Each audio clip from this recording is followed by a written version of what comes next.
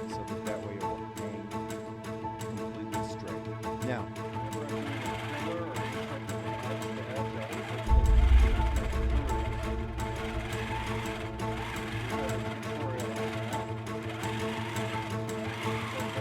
itself, and I want to make sure to walk my hand with the ruler so that way I'm not holding my hand back here and the ruler is bobbing up and down and has the opportunity to go off the paper.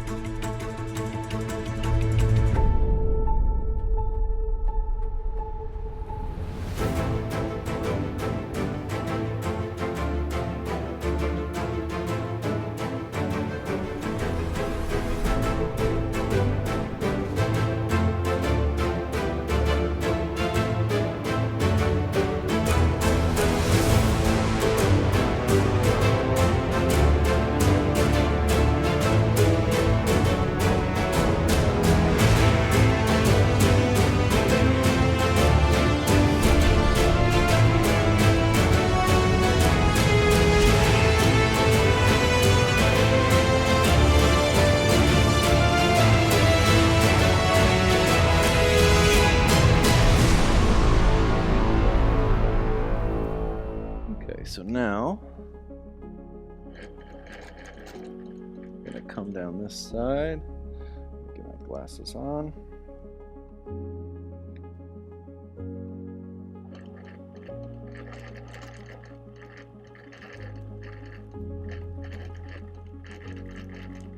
And I've changed my thread to the darker color because again I'm matching my background work here to the thread color is matching to the background fabric. And on the other side it was just a lighter pink.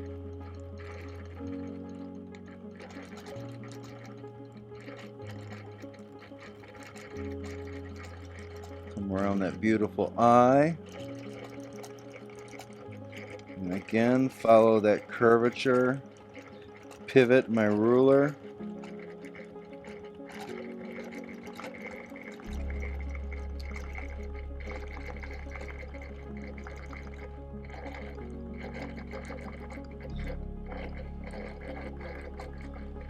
Come down to the bottom. Okay, so now I'm over here at the horse and I've loaded my invisible thread on the top, and again I'm using the smoke invisible rather than the clear because I don't want any shine when I do this.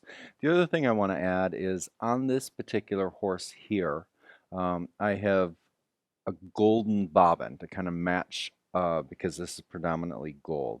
Just in case there's a second where a pokey might come through or something like that, I just want to be prepared, and I like to go ahead and change my bobbin threads based on the colors most of the time,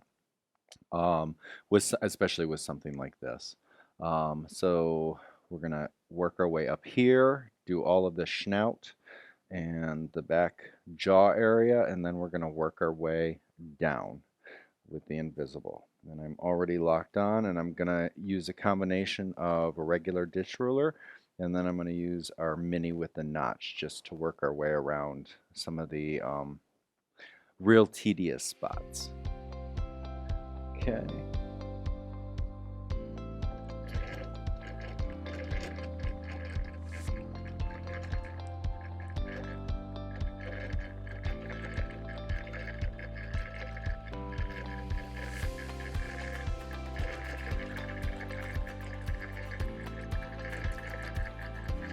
And this is where she has a lot of fabric to get all that detail of the horse.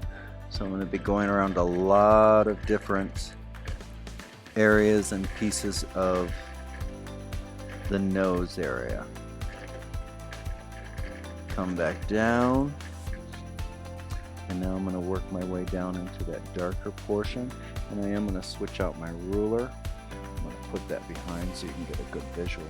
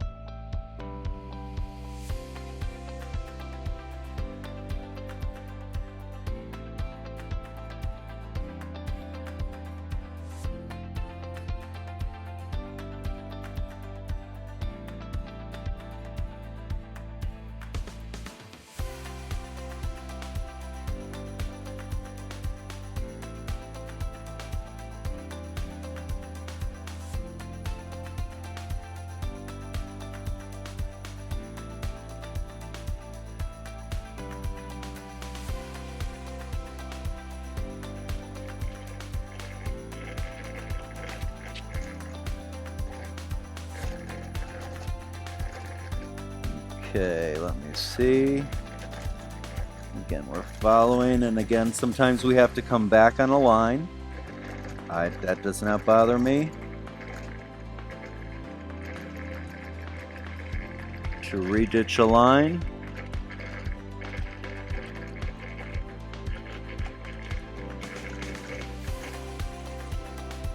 Okay, so I'm going to slide up into here.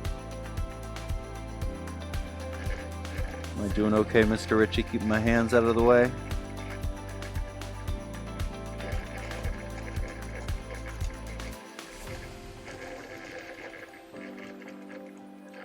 Okay, let me slide up into that schnoz.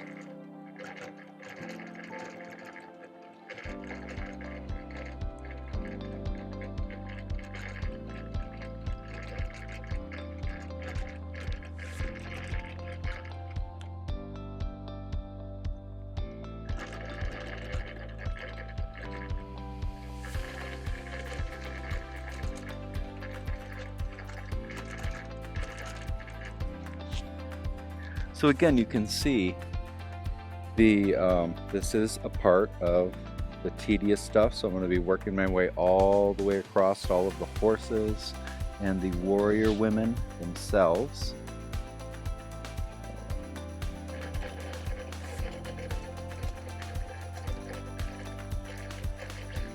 Then our next step after that is going to be going in and filling in all of the outer areas like we did for each throat space.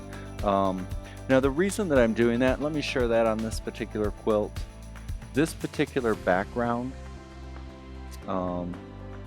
is a little bit of an oddball material. So normally if it was a straight cotton, I would actually go ahead and base this, do all of my ditch work, and then come back. But I'm not going to trust this particular fabric that it's not going to leave needle holes. I would do the same if it were like a leather or anything like that. So what I'm going to do is I'm going to go ahead and as I roll down the quilt and do my ditch work, I'm going to go ahead and do my background.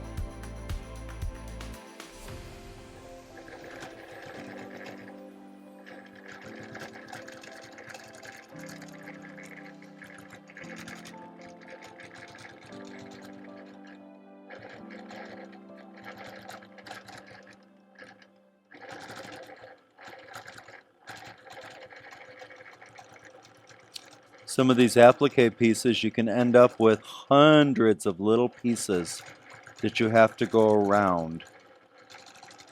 And again, thank goodness for Marilyn's method, which of course is doing sewing around each piece rather than just using the iron-on. Otherwise, they'd have to thicken those lines. I did that around one quilt, and that was it. And then anytime I would get a quilt like that again, it's like, no, can't. I need you to go ahead and sew around all of those different areas.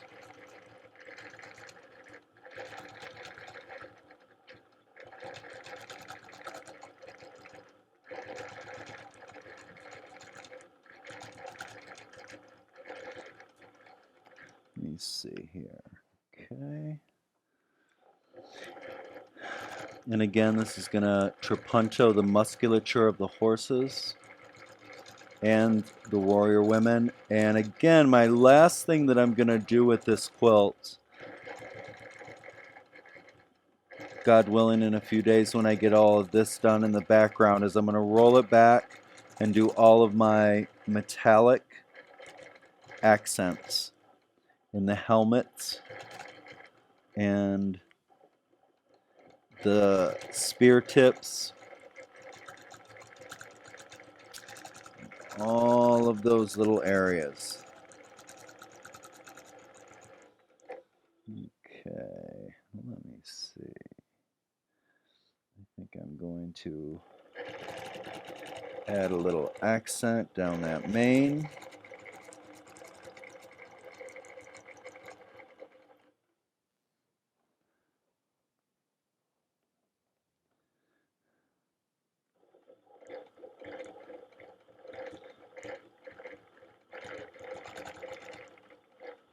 Now again, I am using my mini for this, and normally my mini is in this position because I'm right-handed, but you wouldn't be able to see, so I am using it a little bizarrely here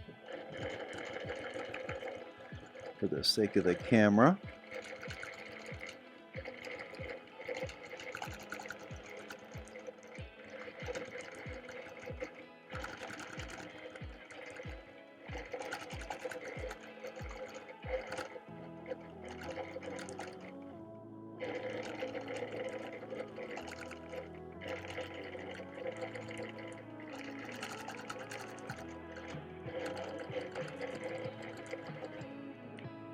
Okay, so you get the point. I'm going to continue this all the way across, get that done, and then we're going to go ahead and I'm going to start doing a little bit more fill around the outside of the applique itself.